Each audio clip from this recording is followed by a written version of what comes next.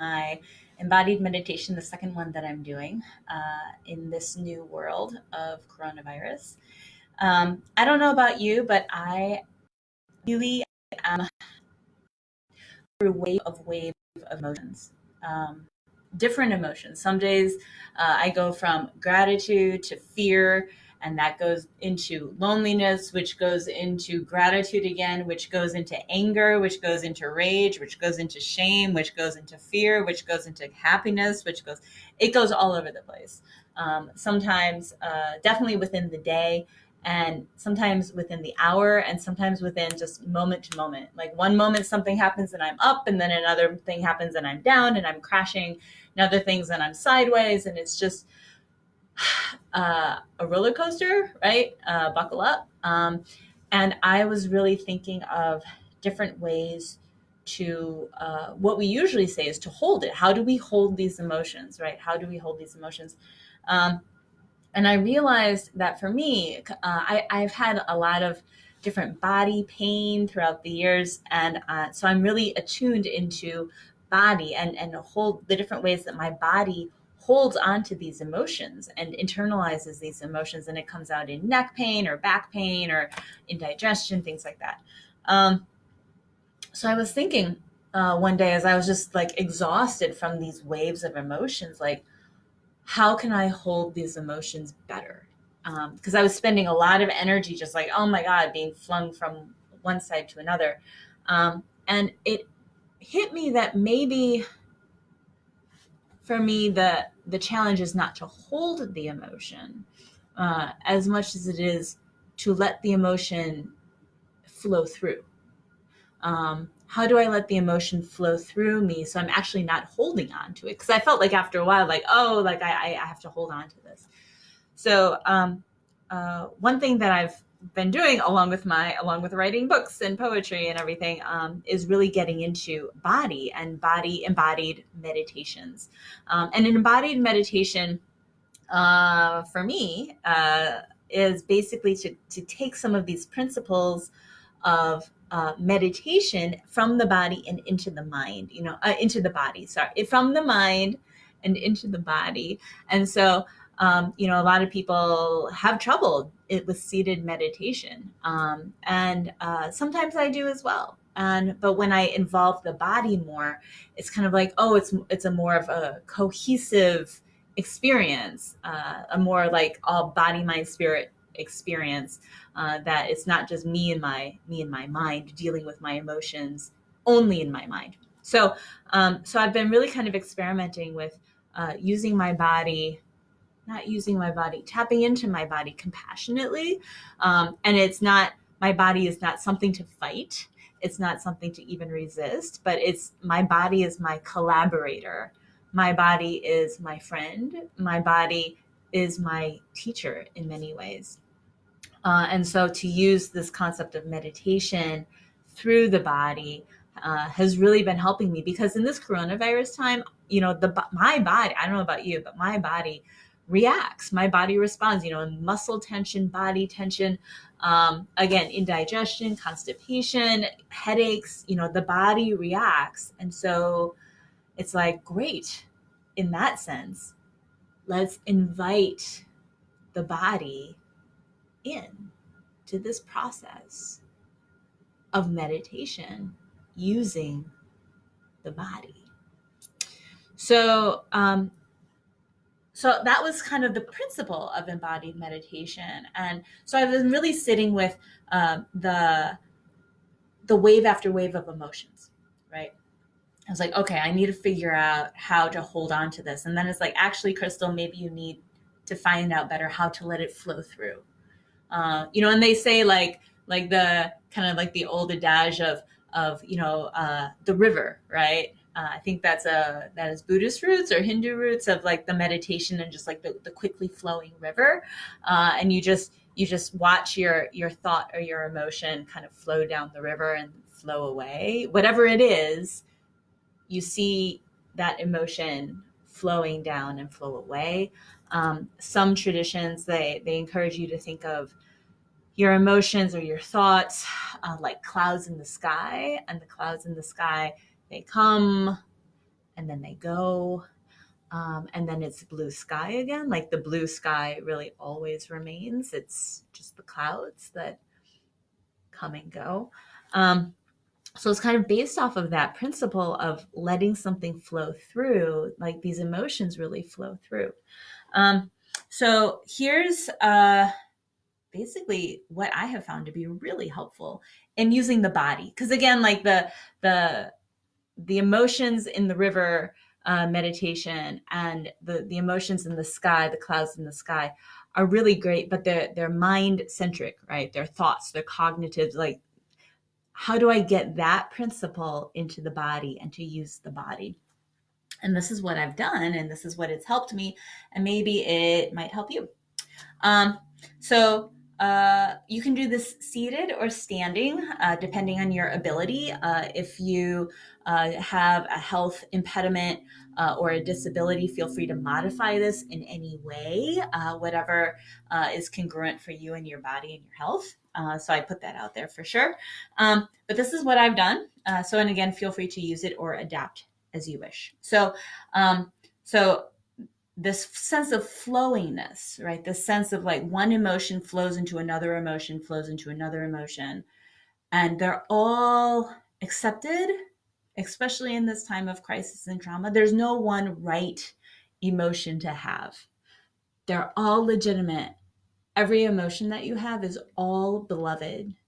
And every emotion that you have is sacred, even. Like, these are all parts of you, and you are beautiful and sacred, and yourself, like, you are your thoughts as well. And it's all you, and so it's all part of that self-compassion and self-love of learning how to handle your emotions with preciousness, right? These emotions, whatever they are and however quickly they're changing, are all a part of me. And I accept this totality. Even when I'm messy, I'm still, this messiness is also part of me. So here's the embodied meditation part. And this is just the framework. Again, feel free to adapt. So I like to think of like this. So putting one hand out and thinking like, so one day it was rage, went into anger, went into despair, went into hope, went into happiness, went into contentment, all sorts of things. So basically to kind of like make either like a fist or like a light fist, however you wish, and to have a kind of like coming in slowly. This is your emotion that you're feeling right now. And then it hits your other hand, and the other hand is a different emotion, right? Say it's happiness. Well, then happiness, 5 minutes later, sometimes something happens and it triggers fear. And so this now becomes fear, and this becomes another emotion, which becomes another emotion, which becomes another emotion. And so this is basically the main gesture of one emotion. And you could actually even have this be the same emotion, like this be fear, and to really be like, I acknowledge you, fear. Oh, but now you've changed into gratitude. And the gratitude is here. Oh, now the gratitude is changed into anxiety. And you can try, different planes. You could go up, you could go down, you could explore, the different areas, right? You can do that. And while you're doing this, so this is fear, and to really feel that fear change. At this point, it changes into something else. And since I really love to use the breath with this kind of work, because the breath is obviously a part of the body, it's obviously necessary, that I like to inhale, and then when I'm here, exhale, inhale, exhale. So when I hit, when the emotions change, the breath changes. right? And you can play with the inhale, exhale until you find a rhythm. And then when I do this, and I kind of like, oh, well, it's okay that one emotion is changing into another. It's okay that I'm getting successive waves of emotion. It's okay. This is all part of me. This is part of the process. This is part of how to manage in a crisis. And these emotions are loved, accepted. It's not like you're like, oh no, like the anger can't come. No, the anger comes. And you know what? The anger will likely change into something else. And then the cycle goes on. So I find that I explore different planes. Sometimes I get down low. Sometimes I get up high. Sometimes I just kind of go back and forth, and this, and feeling the back muscles work, and just really inhale. Whatever this emotion is in the back right here, exhale, that kind of a thing. So I do that, and it really helps me work it out of my body, as well as it really helps me to tell my body in its own language, in my body's language, in my body's movements, because this is a language of the body. This is a language, right? This is a flowing, this is an acceptance, this is a flowing through onto something else, into something else, into something else. And you're using the breath of coming and going. You're using the breath of coming and going. You're using the breath of impermanence, right? Which is something that is critical right now, impermanence. You're using the breath as impermanence. And I find that really, is part of the language of the body, and so I'm speaking to the body in the language of the body, and telling my body it's okay that these feelings are coming and going, and maybe they're coming like this and going, they're really fast. Still okay. Still okay. And putting that it's okay to be, very ephemeral, very impermanent. It's okay that these feelings are impermanent. Sometimes it's okay. And telling your body in the language of the body, it's okay. And I found that and especially when I integrate the breath, it's hard to do that and talk at the same time, which is why I haven't really demonstrated that very well. But basically it's like, inhale, exhale, inhale, exhale. So like that. When I can really get the breath into this, it becomes a full body experience, in telling my body in its own language. These emotions are natural. These emotions are allowed. These emotions are recognized.